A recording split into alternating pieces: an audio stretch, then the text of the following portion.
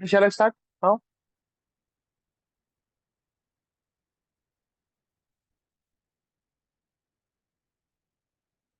shall Yes, I sir. start?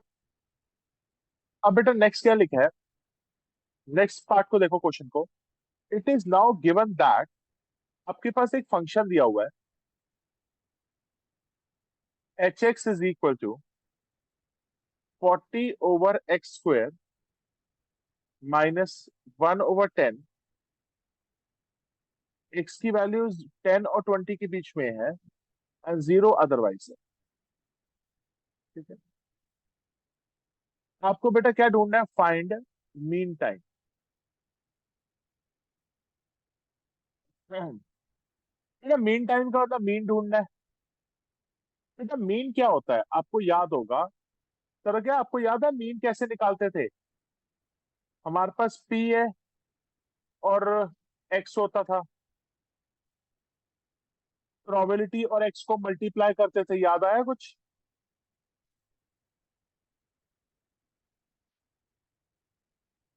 Yeah, sir. Yes, sir. याद आया? ठीक है ना। तो मतलब आप करते थे sigma x into probability of x, यही करते थे बेटा। मतलब यही करते थे ना, sigma x into probability Yes, of sir. X. तो बेटा यहाँ पे भी अगर मुझे मीन ढूंढना है तो मीन कैसे निकलेगा? Now we have got a function, और आपको पता है ये जो पी एक्स है एक ये प्रोबेबिलिटी डेंसिटी फंक्शन है।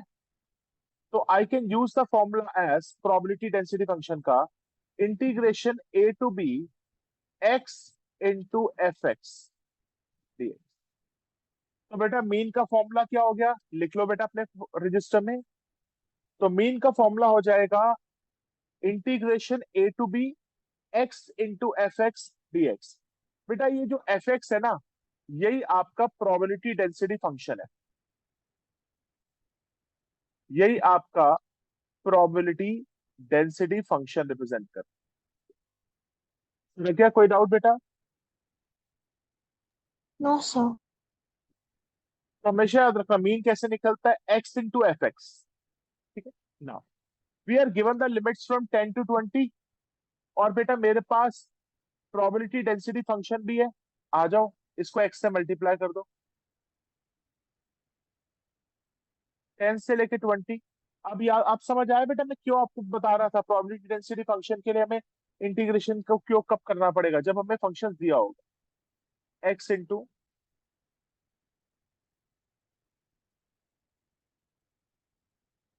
40/x²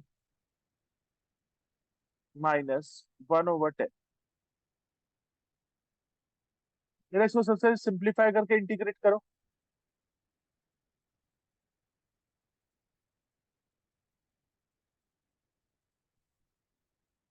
ठीक है, इसको मल्टीप्लाई करोगे तो x into 40/x² -x/10।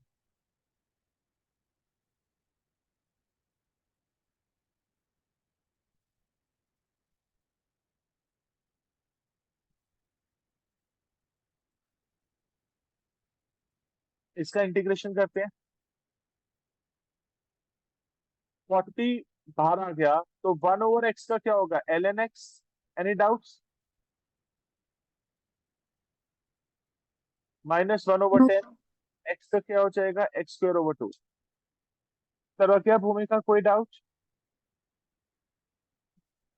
No, sir. Now बेटा we will put the values, upper limit and lower limit. 40 ln 20 -1/20, 20 का square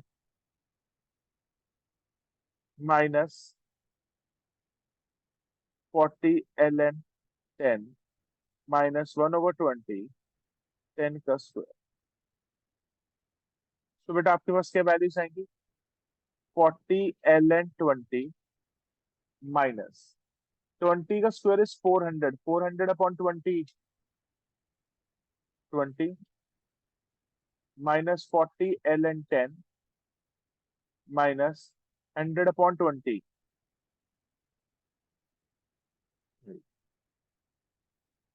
minus minus will become +5। तो बेटा 40 ln 20 माइनस 40 ln 10, इसको एक साथ लिख लो। -20 plus 5, it will be -15. You can take 40 common.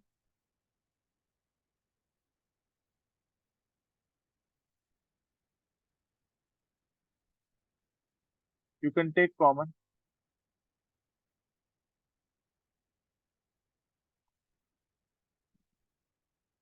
ln 20 minus ln 5 minus 50. You can take 40 and बेटा ये log की प्रॉपर्टी यूज हो जाएगी, log a minus log b, log a और b। So it will be 40 ln 4 minus 50. What is ln 4 बेटा calculate करना? What is ln 4? The 1.386. ln 4 is 1.386.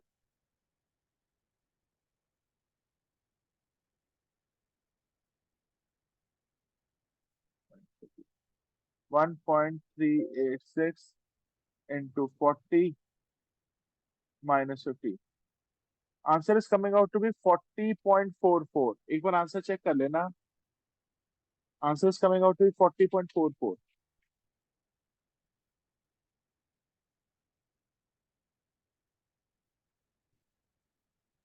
So if I did together in the calculation, I'm getting 12.725. रुक जाओ, मैंने कहीं error ना कर दिया, अरे सॉरी सॉरी, मैंने गलती से एरर कर दिया, ln 10 था, मैं 5 लिख रहा हूँ यार, सॉरी सॉरी सॉरी बेटा, इसको एक बार करेक्ट कर लो, सॉरी मेरे से मिस्टेक हुई है। वो ln 5 नहीं था, ln 10 था, सॉरी। वो ln 2, ln 2 की वैल्यू बताना बेटा, मेरे से गलती हो गई है आपसे। What is ln 2? Negative 2.185. नहीं, how ln 2 can be negative यार? 0 point ln, it's not log. 0.693. हाँ, तो क्या आपको कोई डाउट है बेटा इसमें? No, sir. वो बेटा मैंने ln 4 लिख दिया था, उसके वजह से आंसर थोड़ा गड़बड़ जा रहा है। 12.72 आ रहा है।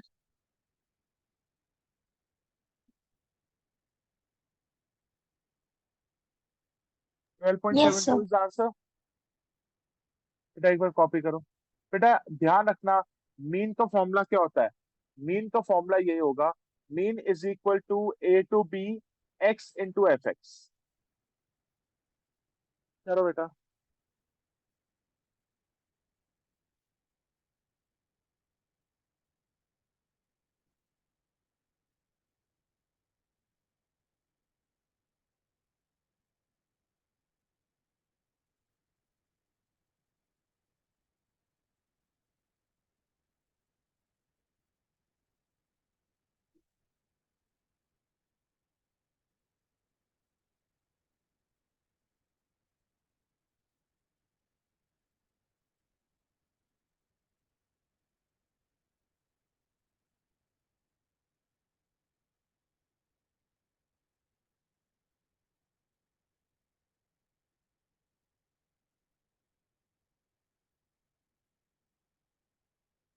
Done, sir.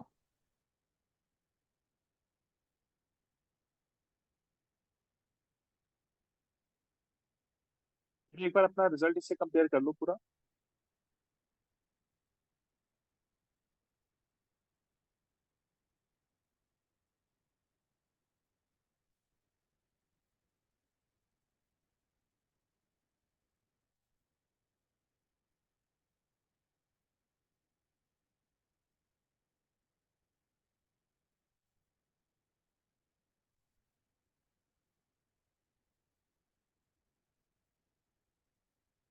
Done, sir. Clear हो गया बेटा? Yes, sir. Into the next question बेटा। Come to the question number 3 बेटा।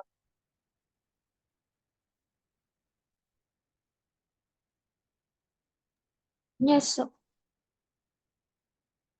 क्वेश्चन नंबर 3 क्या कहता है, ध्यान से सुनना। But this question is actually based upon the hypothesis. मैं आपको हाइपोथेसिस थोड़ा सा पहले ब्रीफ आउट करता हूँ, फिर हम इसको क्वेश्चन पे आएंगे। बेटा can you tell me what is hypothesis? For testing something. It is assumption.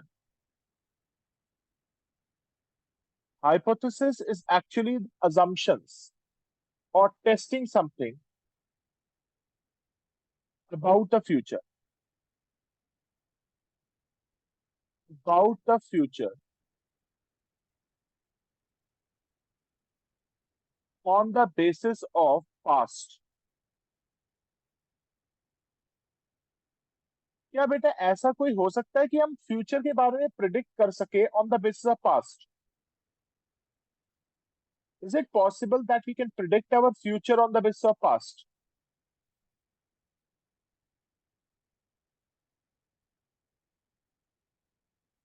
Okay, can there be a situation which you in which you can tell that Yes, sir. we can predict? बताओ कैसे।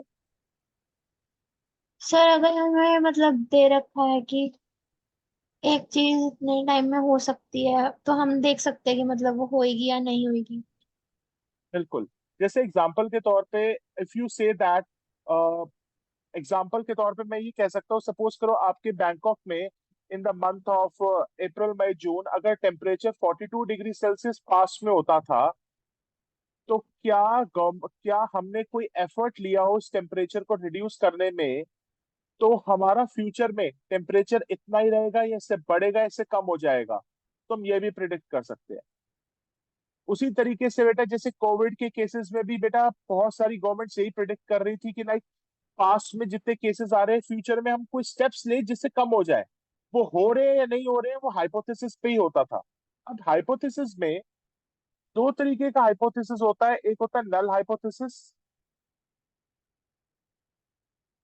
एक होता है null hypothesis, एक होता है alternate hypothesis. ये आपको पता है बेटा? Yes, There are sir. two types of the hypothesis, that is the null hypothesis and the alternate hypothesis। बेटा नल हाइपोथेसिस का मतलब क्या होता है? इसको हम H0 से रिप्रेजेंट करते हैं, और ऑल्टरनेटिव हाइपोथेसिस को आप HA से रिप्रेजेंट कर सकते हो या H1 से रिप्रेजेंट कर सकते हो, आपकी मर्जी है। ठीक है भाई। बेटा आप HA से रिप्रेजेंट करते हो या H1 से अपने बैंकॉक में? H1. H1. H1 कोई भी ले सकते हो। इसको काट देते हैं। Null hypothesis is actually your assumption about the past, जो पास्ट में चल रहा था। In alternative hypothesis मतलब you want to make the assumption about the future।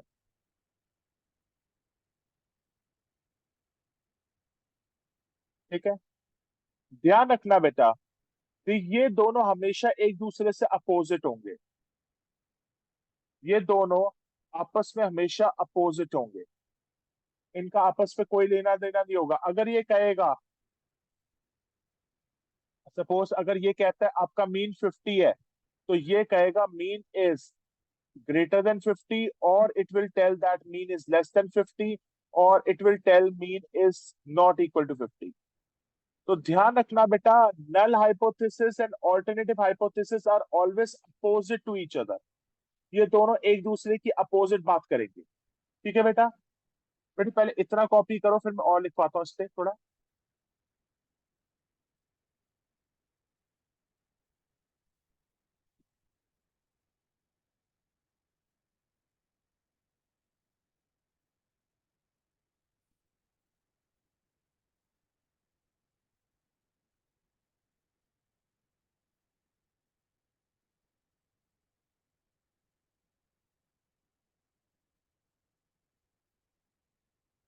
पहले इतना लिखो, फिर मैं और लिखवाता हूँ इस पे।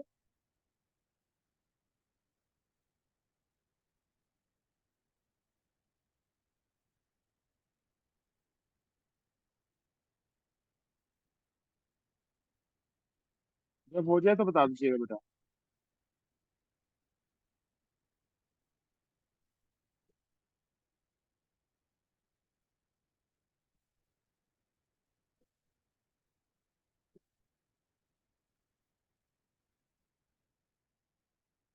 Done sir. ठीक है नाउ एक चीज समझानी है आपको, लेवल ऑफ सिग्निफिकेंस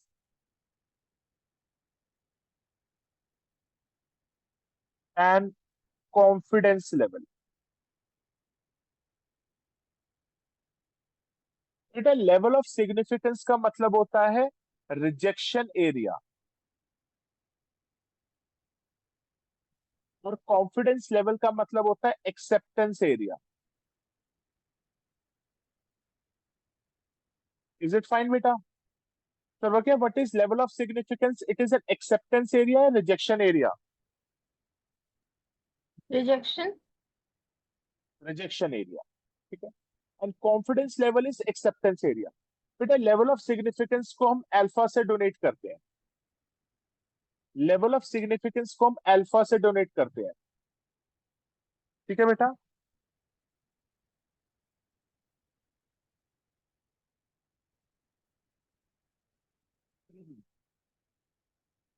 कोई दिक्कत तो नहीं है बेटा? भूमिका कोई दिक्कत तो नहीं है?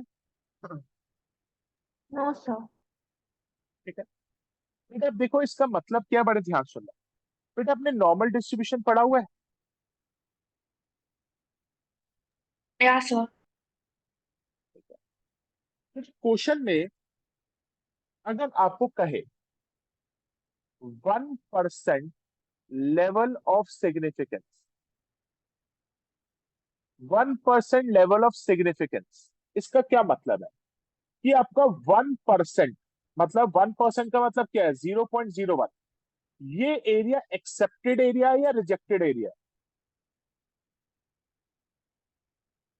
ये एरिया एक्सेप्टेड एरिया या रिजेक्टेड एरिया?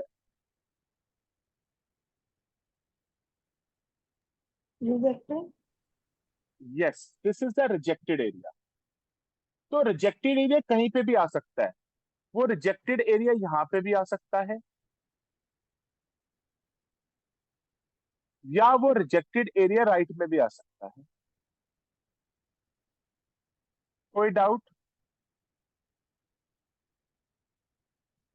सर क्या कोई डाउट? No sir sir. क्या 1% लेवल ऑफ सिग्निफिकेंस का मतलब क्या है?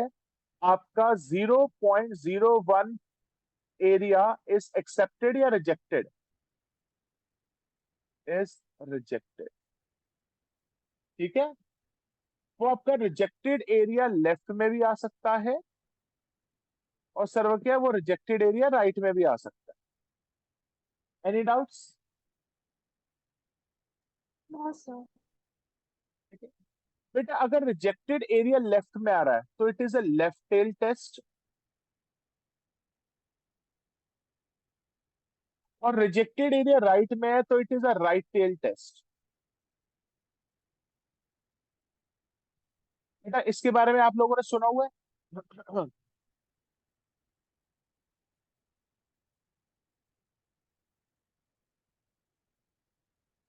बेटा कोई डाउट? Any doubts?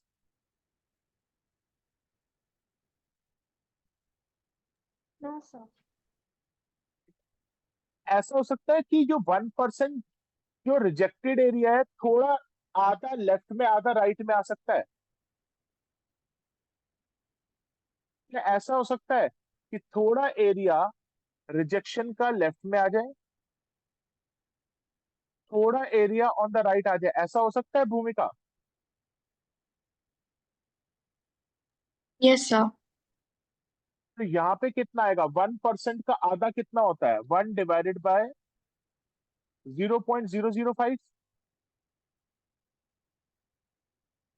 बेटा देखो ना, 1% है, उसको मैं दो पार्ट पे डिवाइड कर दूंगा, वो कितना हो जाएगा? 0.005 हो जाएगा।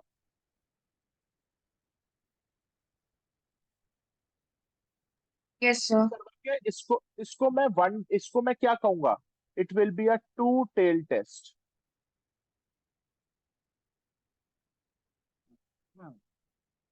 It will be a two tail test. मेरे समझ आया it is a two tail test क्यों कहते हैं? क्योंकि रिजेक्टेड एरिया लेफ्ट में भी है राइट में भी है।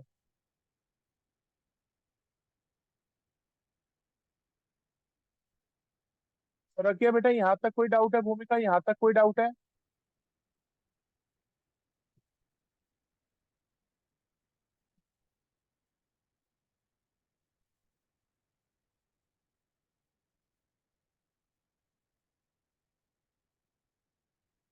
प्लीज इसको कॉपी करो।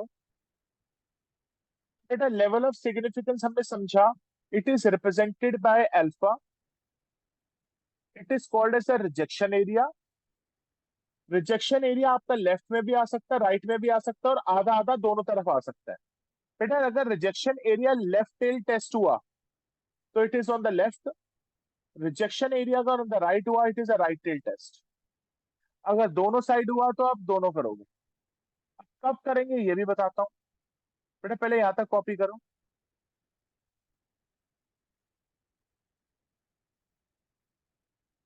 सारी बातें बेटा अभी क्लियर होती जाएंगी आपको।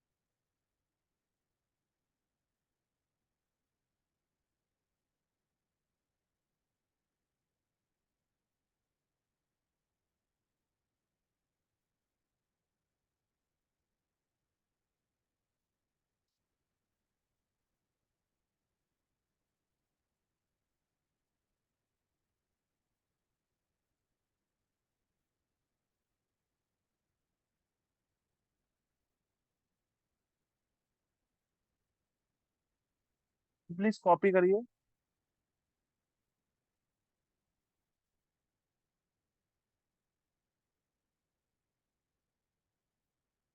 भूमिका सर्व क्या कि किसी पार्ट में डाउट है, यू कैन आस्क मी बेटा।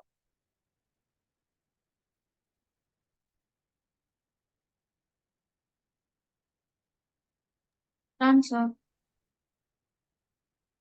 Done sir.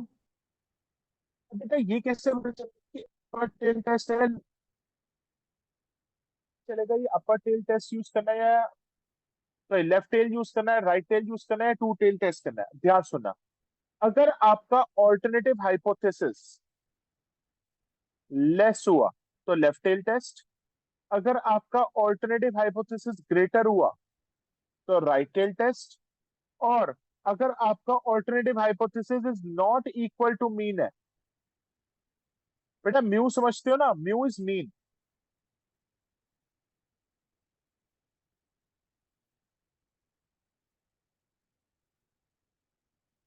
बेटा इसको लिख लो, अगर आपका ऑल्टरनेटिव हाइपोथेसिस मीन से कम हुआ, एक्सपेक्टेड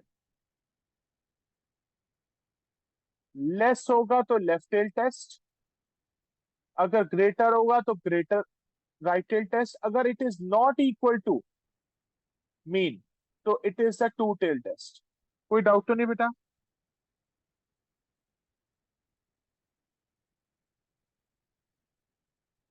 भूमिका सर क्या कोई डाउट बेटा? No sir.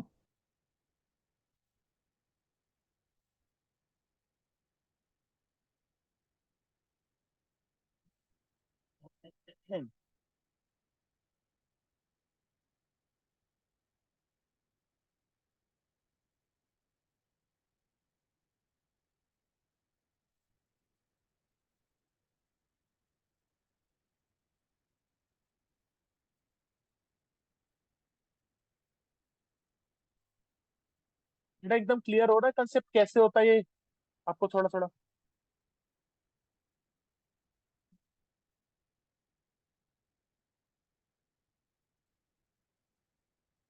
भूमिका बेटा कॉन्फिडेंस लेवल को मैं कह सकता हूँ it is an accepted level, accepted area.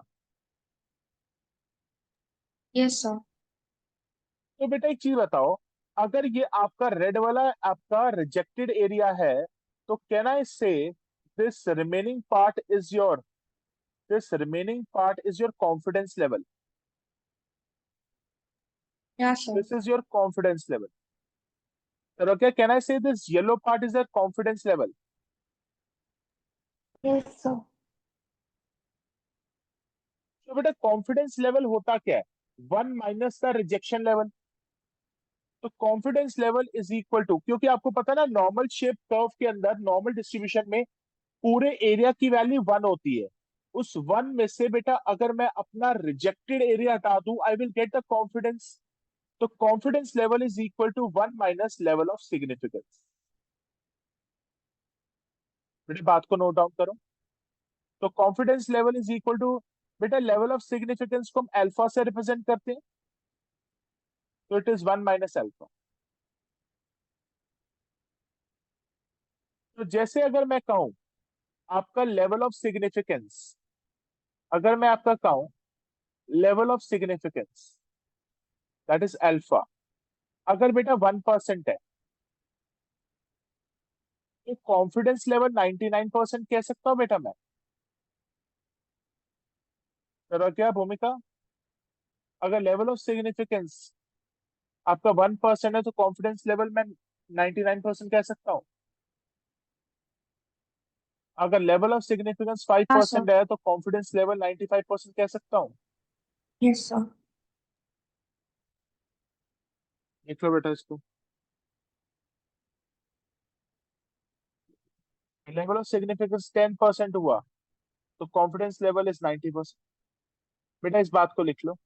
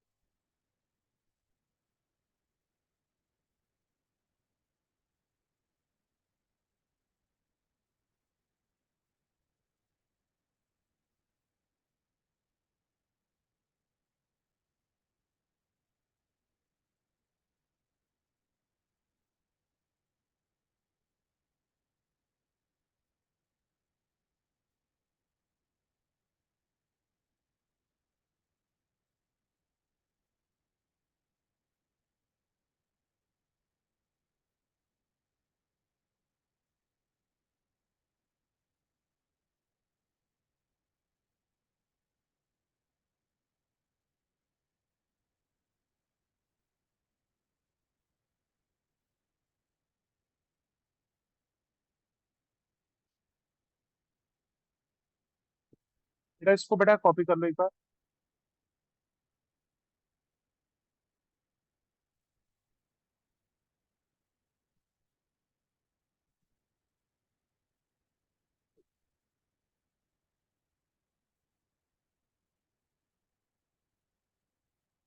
Done sir.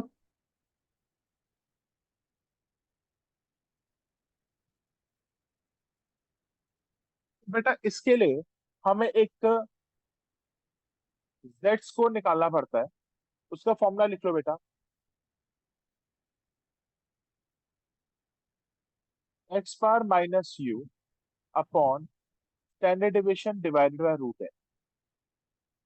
बेटा इसके लिए मुझे एक जेड स्कोर निकालना पड़ता है, वो लिख लो बेटा formula.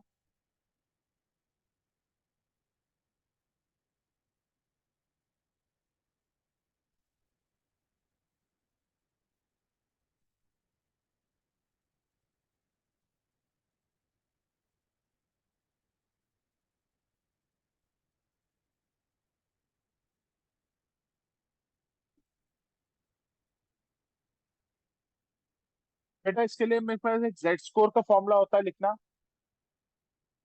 X bar minus mu upon standard deviation upon root है। बेटा ध्यान रखना x bar is your sample mean, mu is your population mean.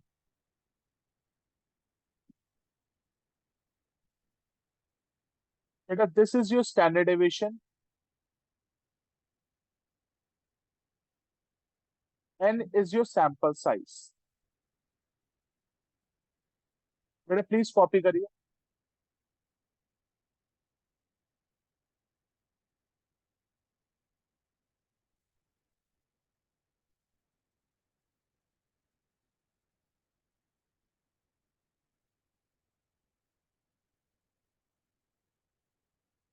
Done sir. और क्या आपका हो गया बेटा। यस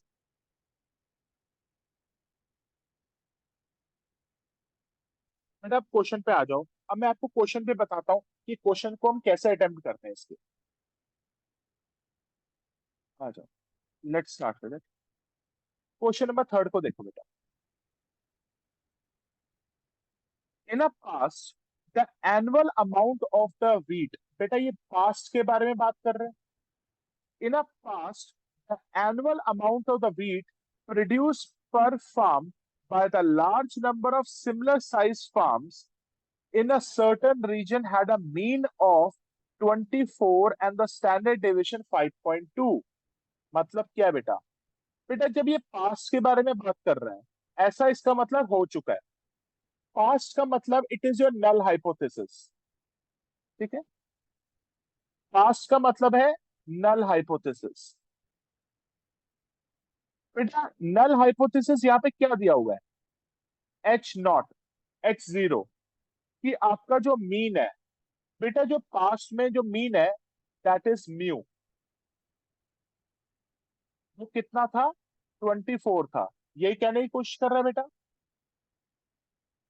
पास्ट में आपका जो म्यू था वो 24 था। Any doubts? No, sir. And the standard deviation was 5.2। और बेटा स्टैंडर्ड डेविएशन आपको कितना दिया हुआ है? 5.2। Last summer a new fertilizer was used by all the farmers and it was expected that mean amount of wheat produced per farm would be greater than 24। Sir क्या ये future में क्या कह रहा है कि हम एक फर्टिलाइजर को यूज करेंगे जिसकी वजह से मेरा व्हीट का प्रोडक्शन 24 से कम होगा, 24 से बढ़ जाएगा? ग्रेटर तो बढ़ जाएगा। बढ़ जाएगा। तो फ्यूचर में बात करते हो then you will come about the alternate hypothesis.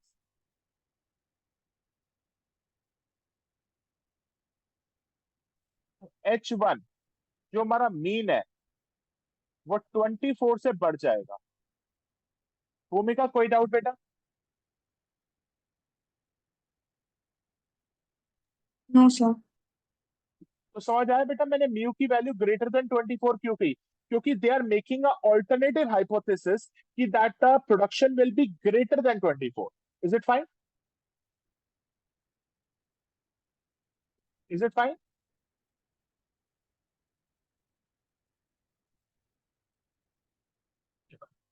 आगे चलते हैं। In order to test whether it is true, the scientist records the amount of the wheat produced by a random sample। बेटे सैंपल हमने कितना लिया, मतलब एन कितना है हमारा? सैंपल हमने कितना साइज का लिया? सैंपल का मतलब है तो एन, सैंपल साइज हमारा एन से रिप्रेजेंट होता है, वो हमारा 50 का है। स्टैंडर्ड डेविएशन हमारा 5.2 है, वो ऊपर लिखा हुआ था। And he found that the sample mean, sample mean को हम किससे रिप्रेजेंट करते हैं? एक्स बार 25.8 है। तो उन्होंने जब सैंपल टेस्ट किया that came out to be 25.8। अब वो देखना चाहते हैं कि एक्चुअली में फ्यूचर में भी ऐसा होगा या नहीं होगा, ठीक है। तो बेटा इस क्वेश्चन को करने के लिए, और बेटा यहाँ पे लेवल ऑफ सिग्निफिकेंस कितना दिया हुआ है? 1%। लेवल ऑफ सिग्निफिकेंस कितना दिया हुआ बेटा? 1%। कोई डाउट तो नहीं बेटा?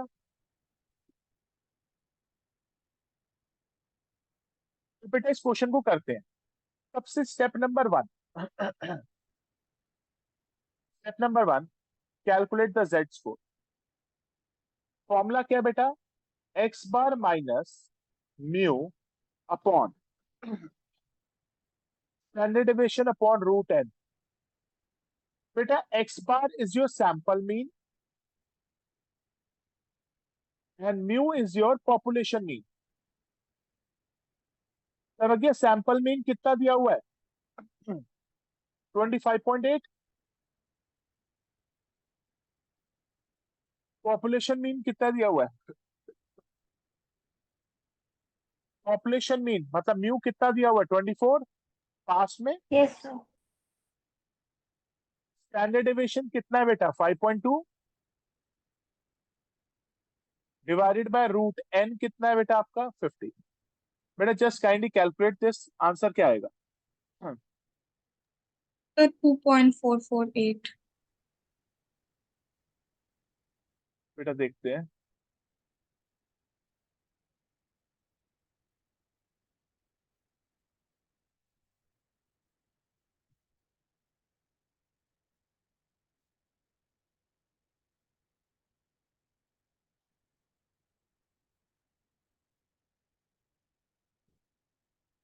To point four four five आ रहा है, 448 सॉरी, 2.448 आ रहा है बेटा। Yes, sir. ओमेगा आपका आ गया बेटा। अब देखो, अब बेटा हम क्वेश्चन को करेंगे कैसे, अब देखना हमारा सारा टेबल पे डिपेंड करे।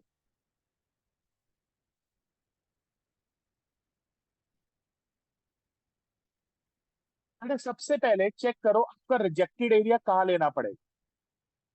सर्वज्ञ आपका रिजेक्टेड एरिया लेस है या ग्रेटर है? सर्वज्ञ आपका रिजेक्टेड एरिया लेस ग्रेटर। में है या ग्रेटर में? ग्रेटर में है, तो ग्रेटर में है तो हम राइट में लेंगे। सर्वज्ञ अगर लेस में होता तो लेफ्ट में लेते। ठीक है बेटा। बेटा यहाँ पे लेवल ऑफ सिग्निफिकेंस कितना दिया हुआ है बेटा? लेवल ऑफ सिग्निफिकेंस आपको कितना दिया हुआ है बेटा? 1% दिया हुआ है सर्वज्ञ।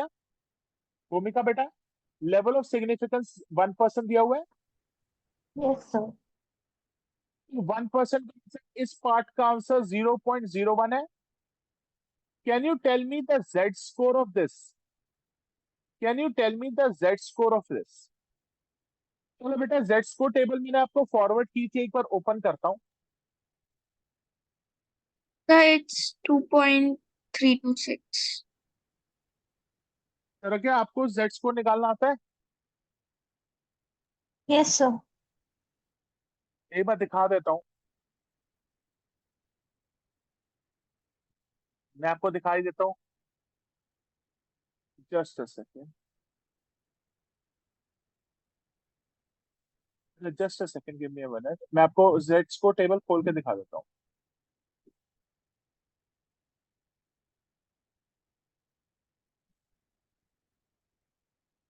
Late me share with you the Z score table.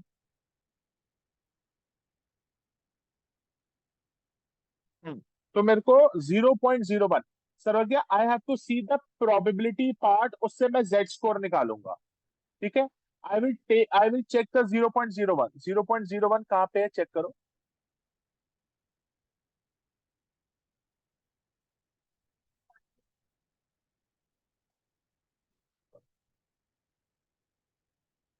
अरे थोड़ी सी ब्लड क्यों आ रही है?